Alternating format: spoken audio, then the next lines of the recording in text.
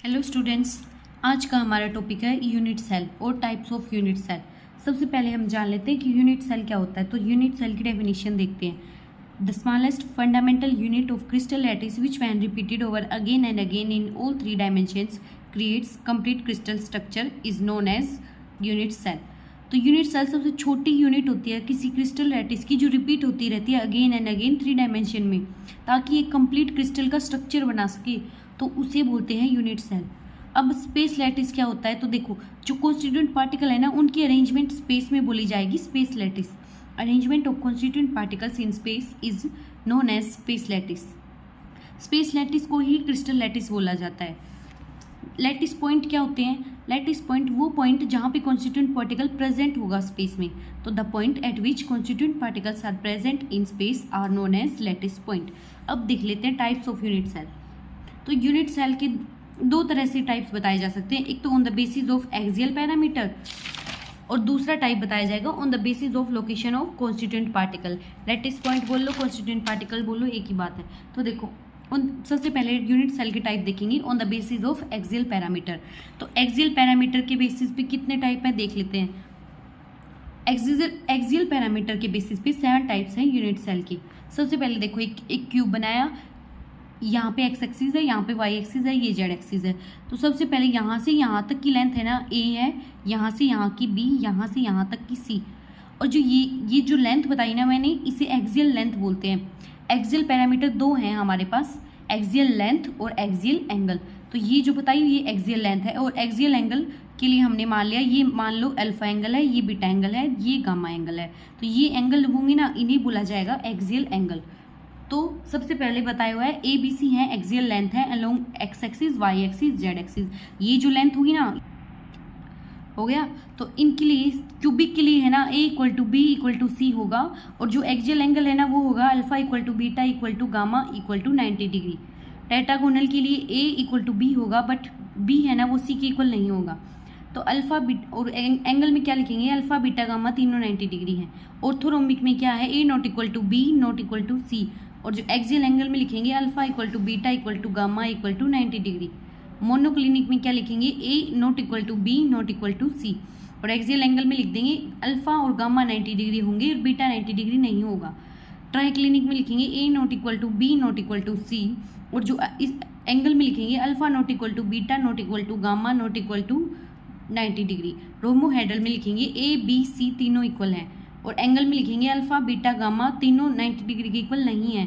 Hexagonal में क्या होगा, ए बी तो इक्वल होंगे बट सी के इक्वल नहीं होंगे, और अल्फा और एंगल में लिखेंगे अल्फा और बीटा 90 डिग्री होंगे, गामा 120 डिग्री होंगे। ये हमें याद करना होता है। अब इसकी मैं सिंपल सी ट्रिक बता देती हूँ, आप इसे कैसे याद करेंगे। तो देखो हम सबसे पहले याद कर लेंगे CTORHMT, 2-3 बार बोलेंगे तो याद हो जाएगा। CTORHMT, CTORHMT। फिर हम ये नंबर याद कर लेंगे 012 0122। सबसे पहले 0 से शुरू करना है, फिर 1 फिर 2, फिर वैसे ही दोबारा 0 से शुरू कर देना, फिर 1 फिर 2 और एक बार और 2। ये हम याद कर लेंगे ना तो डायरेक्ट लिखा जाएगा। तो देखो एक्सियल लेंथ तो इससे डायरेक्ट लिखी जाएगी कि देखो 0 मतलब सारे आपस में इक्वल हैं, एक का मतलब एक नोट इक्वल है, यानी जो लास्ट वाला है ना वो नोट इक्वल होगा। 2 मतलब 2 नोट इक्वल है तो दोनों नोट इक्वल हो गए। 0 दोबारा आएगा तो आपस में सारे इक्वल हैं। 1 मतलब एक नोट इक्वल है, 2 मतलब दोनों ही नोट इक्वल हैं, दोनों नोट इक्वल हैं। ये हो जाएगी एक्सियल लेंथ। और एक्सियल एंगल में क्या लिखेंगे, जो स्टार्टिंग के ना वो सीधा लिख देना, अल्फा बीटा गामा 90 डिग्री होंगे, तीनों 90 डिग्री होंगे, ठीक है। और जो चौथा आएगा ना वो तीनों ही नोट इक्वल हो जाएंगे 90 डिग्री के। यहाँ पे तो स्टार्टिंग के तीनों में लिख देंगे alpha equal to beta equal to gamma equal to 90 degree, और चौथे में लिख देंगे alpha equal to beta equal to gamma not equal to 90 degree.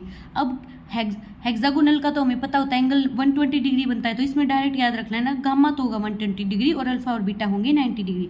अब अल्फा और बीटा तो हो चुकी है 90 डिग्री, तो अब अल्फा और गामा की बारी आएगी, बीटा 90 डिग्री के इक्वल नहीं होगा। तो अल्फा गामा 90 डिग्री और beta not equal to 90 degree. और ट्राइक्लिनिक है ना वो हाईली अनसिमेट्रिक होता है, इसमें सारे के सारे नॉट इक्वल होंगे 90 डिग्री के।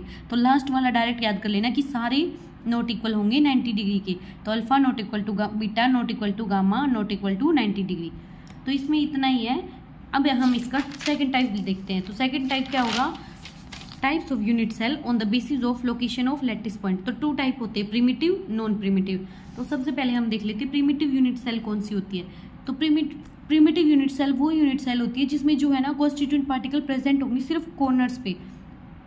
Primitive unit cell is that unit cell in which lattice points are present only at corners. Lattice point बोल लो या फिर कॉन्स्टिट्यूएंट पार्टिकल्स बोल लो। और जो नॉन प्रिमिटिव यूनिट सेल है ना वो यूनिट सेल होगी जिसमें कॉन्स्टिट्यूएंट पार्टिकल कॉर्नर्स पे तो होंगे ही होंगे पर अलग जगह पे भी होंगे। तो प्रिमिटिव यूनिट सेल का सबसे बढ़िया एग्जांपल है सिंपल क्यूबिक क्लोज पैकिंग। इसमें सारे पार्टिकल्स प्रेजेंट होंगे कॉर्नर्स पे। सारे 8 कॉर्नर्स है ना, 8 के 8 कॉर्नर्स पे कॉन्स्टिट्यूएंट पार्टिकल प्रेजेंट होंगे। तो लैटिस पॉइंट हो गए यहाँ पे 8। वैसे ही नॉन प्रिमिटिव यूनिट सेल का एग्जांपल लिखेंगे तो होगा body centred cubic, face centred cubic, and centred cubic. तो सबसे पहले बॉडी सेंटर्ड क्यूबिक में बताते हैं। देखो बॉडी पहले ही नाम से पता चल रहा है कि बॉडी पे होगा कॉन्स्टिट्यूएंट पार्टिकल। तो ये वो यूनिट सेल है जहाँ पे क्या होगा, जो कॉन्स्टिट्यूएंट पार्टिकल है वो कॉर्नर्स पे तो होगा ही होगा, बॉडी सेंटर पे भी होगा। तो lattice points are present at the corner and body centre.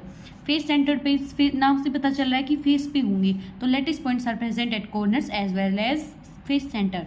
And centred cubic, इसको देख लेना कि यहाँ पे है ना कॉर्नर्स पे तो होंगे ही होंगे और अल्टरनेट फेसेस पे होंगे। इसमें मतलब opposite corner opposite face centre पे होंगे। तो इसमें कॉन्स्टिट्यूएंट पार्टिकल प्रेजेंट होंगे कॉर्नर्स पे और अल्टरनेट फेस सेंटर पे और एनी 2 अपोजिट फेस सेंटर पे।